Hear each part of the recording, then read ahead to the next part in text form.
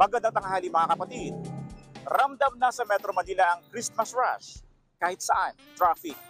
Lalo na yung mga papuntang mall para mamili ng pangregalo sa Pasko. Kayo mga kapatid, bakit namimigay ng pamasko tuwing Pasko? Samahan niyo ako at magtatanong tayo dito. Kasi mahal yung importante kasi yan lalo na sa mga yung mahal. Kasi it's a season of giving. Ito yung month para mag-give back tayo sa mga mahal natin sa buhay, sa mga pamangkin natin, kapatid, sa mga magulang natin. Tsaka it's actually a once in a lifetime na pagbibigayan, di ba? Dahil yun ang bigayan talaga po ng sa mga nangangailangan.